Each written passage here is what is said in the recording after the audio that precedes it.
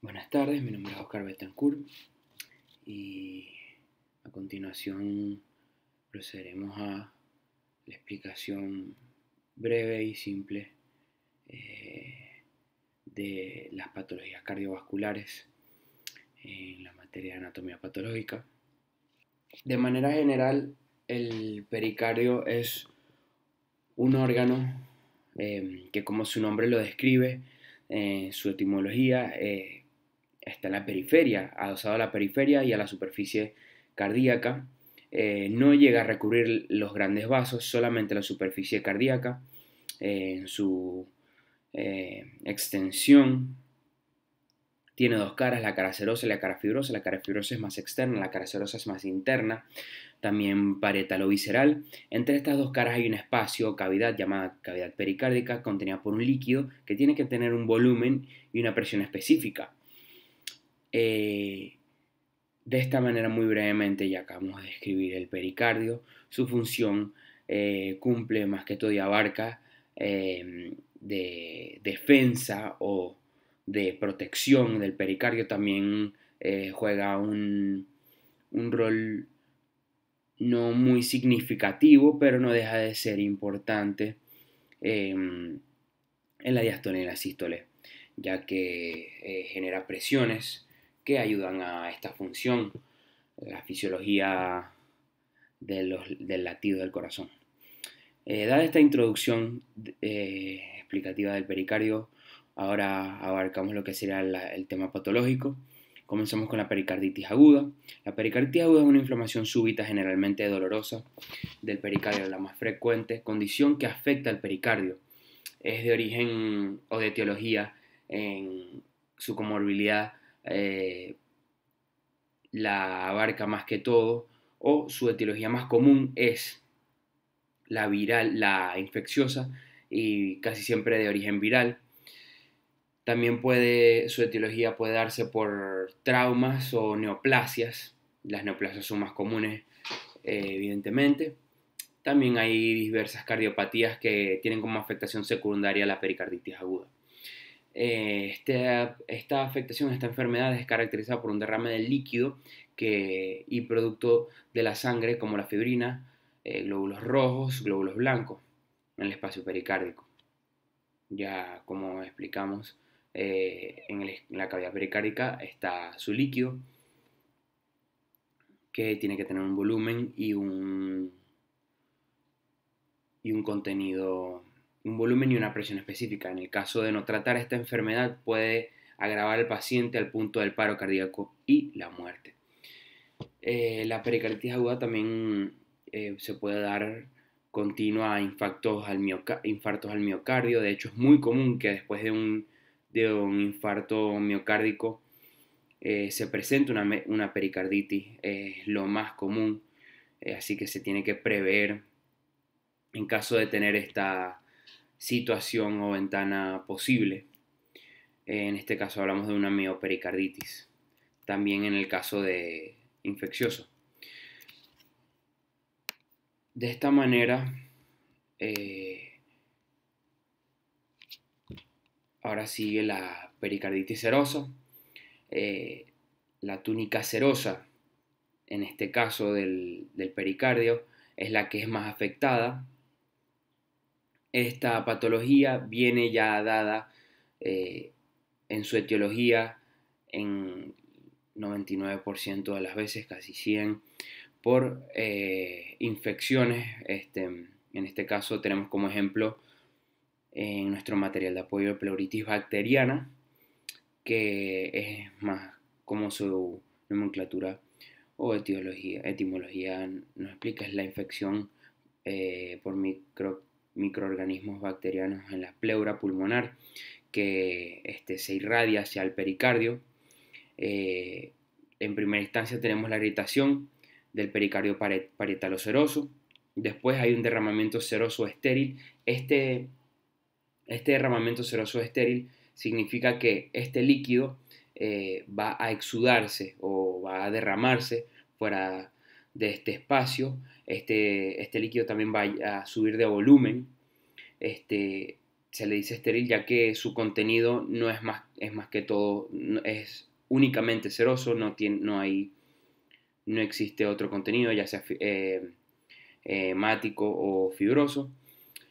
Luego de esto sí viene la exudación serofibrinosa, que luego nos desemboca en una supuración, ya que estamos hablando de una afectación bacteriana y esa es su etiología, disculpen, su etiología principal es la bacteriana y tenemos que esperar clínicamente una supuración. En la morfología tenemos que en la imagen micro, vemos las células aumentadas de tamaño, no se colorean ya que están llenas de contenido ceroso, estéril, en esta coloración hematocilineosina. Vemos como las células están aumentadas de tamaño, evidentemente, y la no coloración de este líquido se denota que es estéril. En la imagen macro vemos un pericardio inflamado, su tonalidad del color está más oscura y vemos que está más restringido el espacio mediastínico. La pericarditis fibrinosa y serofibrinosa. Estas son las dos formas anatómicas más frecuentes de la pericarditis. Esto es lo que más se encontraría en el caso de tener una enfermedad del pericardio. Se manifiesta como un derrame del líquido seroso mezclado con un exudado fibroso. En este caso se mezclan ambos, tanto el exudado fibrinoso como el seroso. Esta afectación o esta enfermedad es habitualmente encontrada luego de un infarto al miocardio, de un infarto agudo al miocardio. Esta afectación es particular y se le dio el nombre del síndrome de postinfarto de Dressler por el científico que lo descubre. Sus etiologías son el infarto al miocardio, el lupus eritematoso sistémico, fiebre reumática, hipersoemia, traumatismo y cirugía cardíaca. Luego de una cirugía cardíaca es muy común tener también una pericarditis hemorrágica o quizás una pericarditis más fibrinosa que serofibrinosa. En la pericarditis fibrinosa, ya hablando más hacia la morfología, la superficie del pericardio está seca, áspera, sembrada de granulaciones finas. Esa sería la fibrinosa. En la forma serofibrinosa, el proceso inflamatorio es más fuerte, es más intenso, produce un líquido más espeso, amarillo y turbio, ya por su contenido hemático y leucocítico, frecuentemente con fibrina. Igual que en los exudados inflamatorios, la fibrina puede ser digerida y el exudado puede desaparecer u organizarse. Esto no significaría una autorresolución de esta enfermedad, pero sí un control inmunológico endógeno de esta afectación. Vemos en la imagen macro que el pericardio se ve coloreado de una tonalidad clara. Ahí está abarcado por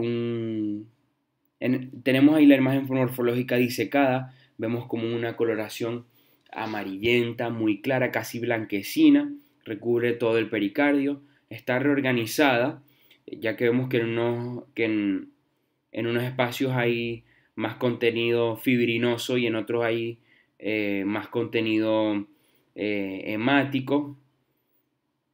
Le vemos las granulaciones y en la imagen micro se denotan cómo las células se separan, pierden su morfología, se desaparecen los núcleos y vemos cómo está totalmente redistribuida la anatomía celular de esta enfermedad. Esas fisuras que aparecen ahí también son por la complicación ya más grave. El pericardio puede llegar también hasta desaparecer en casos muy complicados que vamos a adentrar a continuación. Tenemos de esta manera ahora la pericarditis purulenta. Ya por su nombre se deduce que es infecciosa y en su imagen macro es bastante peculiar. La secreción purulenta se colorea de manera amarilla, vemos un saco pericárdico inflamado, este, vemos también puede existir una secreción externa del pericardio hemática. En este caso ya es porque hay una afectación cardíaca ya distinta, pero en el corte, en esta imagen inferior, en esa segunda imagen vemos cómo con una incisión se muestra el contenido pericárdico con esa masa y coloración amarilla. De esta forma, en la pericarditis purulenta puede ocasionarse por distintas maneras o vías. Podemos tener una pericarditis purulenta por un foco vecino infeccioso, por sembradío de la infección desde la sangre, por vía linfática o también contaminación directa por una cirugía cardíaca. Hay que destacar que en los pacientes inmunodeprimidos hay que tener mucho más cuidado y atención, por lo tanto hay que tomar más acciones profilácticas y preventivas en el caso de estos pacientes que se sospecha una pericarditis desarrollada, o hay que tomar las previsiones correctas para que la inmunodepresión no nos agrave la salud y la complicación vascular y cardíaca del paciente. La pericarditis hemorrágica se presenta más que todo, como ya aclaramos, en las cirugías endocáricas o endotorácicas del mediastino superanterior. Un derrame exudativo fibrinoso purulento mezclado con sangre se debe con mayor frecuencia a la tuberculosis o a la afectación directa por una neoplasia maligna del espacio pericárdico, a menudo después de una cirugía, como ya lo mencionamos. Esta pérdida copiosa de sangre puede provocar un taponamiento cardíaco, en el cual se emplea el proceso llamado pericardiocentesis, que bueno, es muy común cuando el pericardio ya es, cuando la pericarditis ya se llena el saco o la cavidad pericárdica de líquido, se procede a extraer el líquido con este proceso de la pericardiocentesis. Ahora tenemos la pericarditis gaseosa, como su nombre lo describe. Esta pericarditis ocasionada es de origen tuberculoso. Muy rara vez es de origen fúngico o por infección de hongos. Puede provocar también una reacción similar.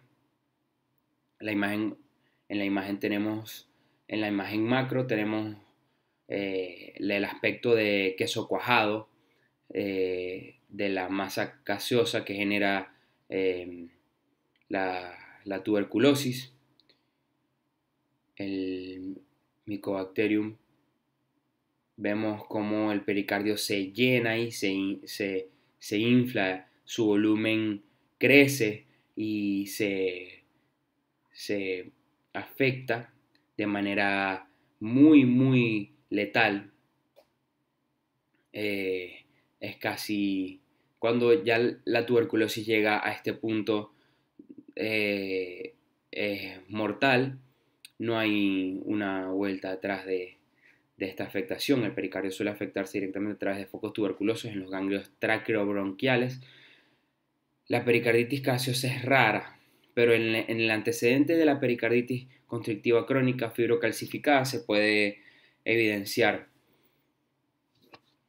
Vemos en la imagen micro la,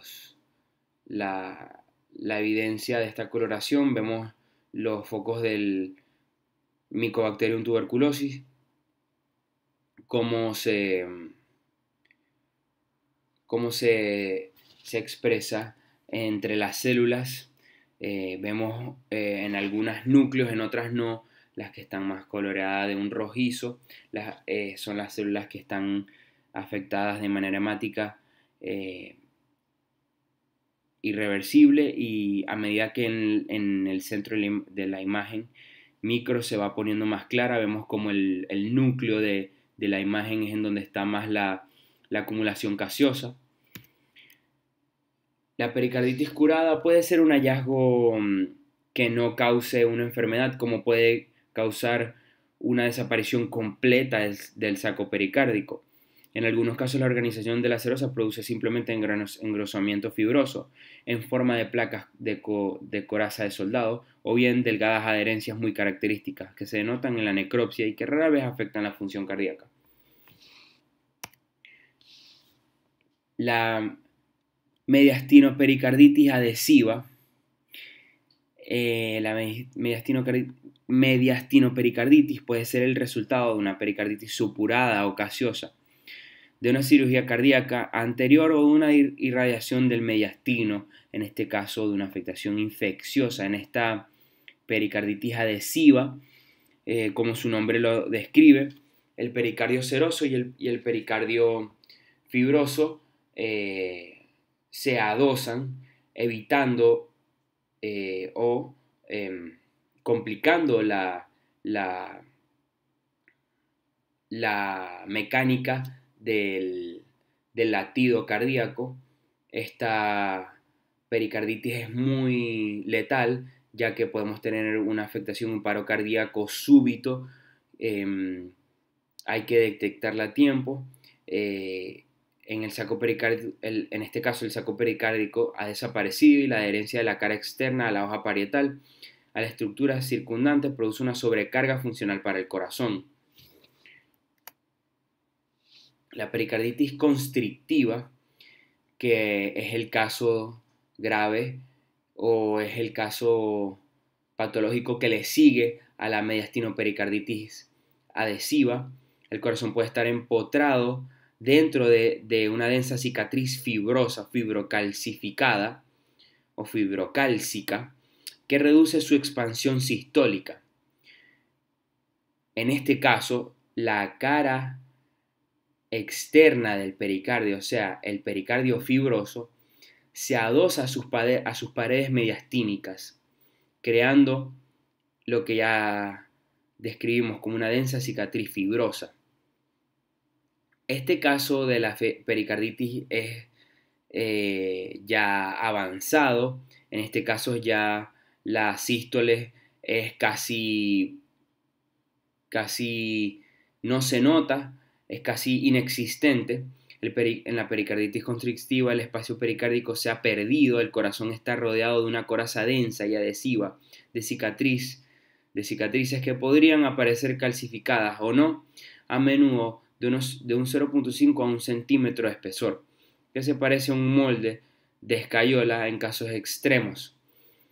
El concretio cordis se le llama a esta coraza o esta aparición, esta construcción patológica de este tejido. Hablando ya de su morfología, este caso es diferente al de la mediastinopericarditis adhesiva porque no puede haber una hipertrofia ni dilatación cardíaca, porque el corazón está englobado en una densa cicatriz que dificulta sus movimientos y reduce el gasto cardíaco. La mejor solución es la extirpación quirúrgica constrictivo, pericardiectomía. No indica una extirpación del corazón eh, directa, sino más bien una extirpación del pericardio. Las neoplasias cardíacas, los tumores primarios del corazón. Ahora vamos a entrar en tema más con las neoplasias cardíacas. Los tumores primarios del corazón son raros. Se observa metástasis en cerca del 5% de los pacientes que fallecen de cáncer. Los tumores primarios más comunes por orden descendente de frecuencia sin importar edad son el mixoma, los fibromas, el lipoma, fibrolastomas papilares, rhabdomiomas, angiosarcomas y otros sarcomas. Los 5 más frecuentes son benignos y en conjunto suponen el 80-90% de los tumores primarios del corazón. Las neoplasias cardíacas vienen dadas ya dependiendo de su origen y dependiendo del caso del paciente. Tenemos como tumores cardíacos primarios el mixoma, es un tumor primario más frecuente en los adultos, aunque puede aparecer en cualquiera de las 4 cámaras. Rara vez en las válvulas, puede aparecer también, cerca del 90% se encuentra en las aurículas, en proporción de 4-1, o sea que cada 4, 1 aparecerá en las aurículas. Entre la aurícula izquierda y la derecha es más frecuente. Las principales manifestaciones clínicas se deben a obstrucción del AV debido al efecto valvular de la masa tumoral, a embolias. Alrededor del 10% de los pacientes presentan una forma familiar del mixoma cardíaco llamada síndrome de Corny. Este síndrome de Corny está caracterizado por el desarrollo de distintos mixomas en el corazón. Vemos numerosos mixomas cardíacos extendidos a lo largo de distintas posiciones anatómicas, anatomopatológicas de este tumor. También hay manifestaciones extracardíacas de este síndrome de Corny. Por ejemplo, existen manifestaciones cutáneas de este síndrome. También puede venir acompañado de manchas pigmentarias en pies e hiperactividad endocrina.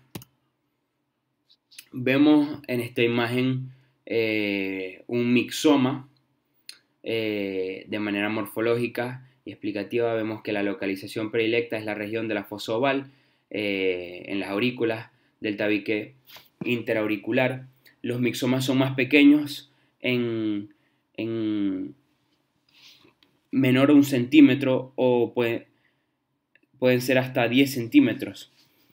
Sesiles o pediculados que forman desde masas globulosas duras salpicadas de hemorragias hasta lesiones papilares o vellosas, blandas, translúcidas y de aspecto gelatinoso.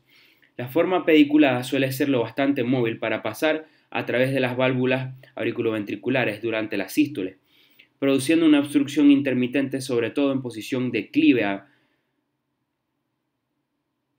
A veces esta movilidad ejerce un efecto de bola de demolición que provoca la lesión de las válvulas. Este mixoma, cuando se postra de esta manera, se le dice bola de demolición, ya que con la sístole y la diástole es móvil lo suficiente como para afectar el tabique interauricular y hasta es capaz de fisurarlo, lo cual provocaría una alteración en la post y precarga de la sístole, afectando de manera muy fulminante, provocando paro cardíaco o ataques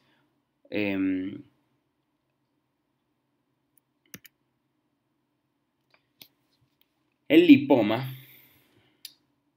es un tumor del subendocardio, también subpericárdico, también lo podemos encontrar en el miocardio. Se forma una masa focal mal encapsulada que puede ser asintomática, dependiendo de su tamaño y dependiendo de su extensión. Puede producir una obstrucción de válvulas como en los mixomas o causar arritmias. Suele localizarse en el ventrículo izquierdo o la aurícula derecha y en el tabique interauricular.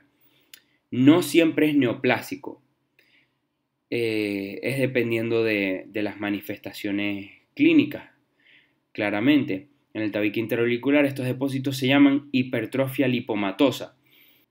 Los fibrolastomas papilares son lesiones extrañas que se descubren accidentalmente y casi siempre en la necropsia, pero que pueden producir embolias, dependiendo de su tamaño. En cuanto a su morfología, los fibrolastomas papilares se localizan generalmente en válvulas, sobre todo en la superficie ventricular de las válvulas auriculoventriculares. Constituyen un conglomerado de expansiones filiformes de hasta 1 centímetro de diámetro de la superficie endocárdica. Histológicamente están cubiertas de endotelio debido al cual hay tejido conjuntivo mixoide que contiene fibras elásticas y una matriz rica en mucopolisacáridos. El fibroelastoma, como ya se mencionó, en la superficie endocárdica, su forma papilar juega un rol patológico importante dependiendo de su tamaño, ya que puede generar en el flujo sanguíneo de las cámaras cardíacas un movimiento turbulento, también desarrollar patologías vasculares, trombos, dependiendo de su tamaño, volviéndolo a repetir, ya que es importante eso. Ahora seguimos con el rhabdomioma. Este tumor es muchísimo más común en recién nacidos, en los lactantes y niños. Suelen descubrirse en los primeros años de vida. Pueden causar obstrucción del orificio valvular o una de las cámaras cardíacas. Algunos y de los más comunes se explicarán brevemente. Primero vamos con el hemangioma capilar. Es una afectación de la piel o capilar, valga la redundancia. Se manifiesta más en recién nacidos. Vemos como estas manchas o desarrollos neoplásicos capilares son capaces de presentarse en distintas partes del cuerpo, pero es predilecta más que todo la cara, los párpados y a veces los brazos en la región braquial. Los hemangiomas son, como ya vemos, más frecuentes en recién nacidos, lactantes y niños. Constituyen un 7% de todos los tumores benignos, se extienden durante el crecimiento del niño. Un hemangioma capilar en su morfología pueden ser tanto numerosos como únicos, formados por vasos sanguíneos parecidos a los capilares. La variedad fresa del hemangioma capilar juvenil es más frecuente, de 1 a cada 200 por nacimientos. El hemangioma cavernoso, que es más grave que el hemangioma capilar no tiende a generar problemas patológicos o cardiovasculares graves. Ya en este caso, si vemos una lesión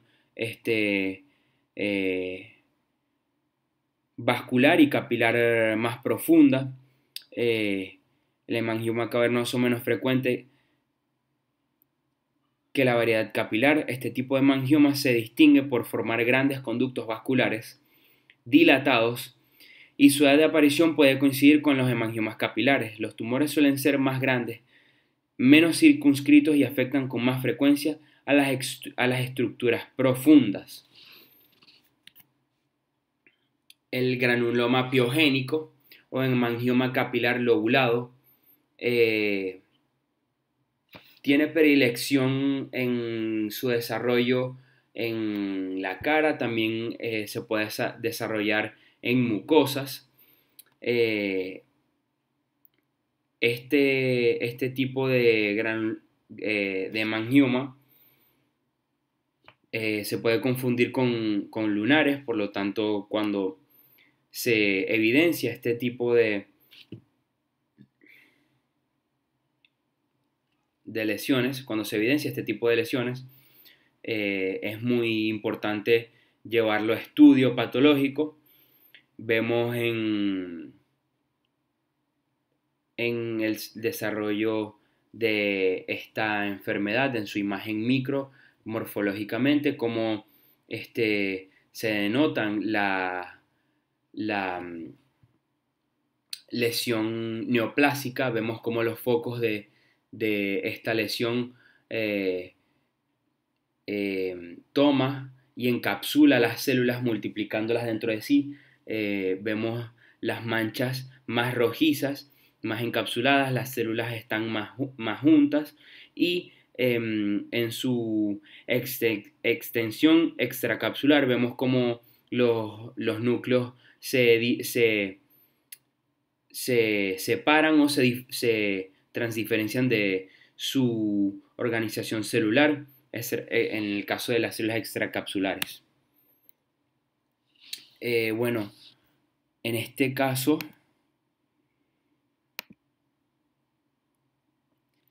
y esto ha sido,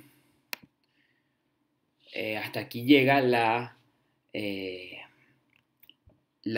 exposición o simposio de hemangiomas y de complicaciones cardíacas y vasculares. Y bueno, hasta aquí llegamos con el tema de patologías cardiovasculares, más orientado más que todo hacia neoplasias cardíacas y vasculares y afectaciones pericárdicas.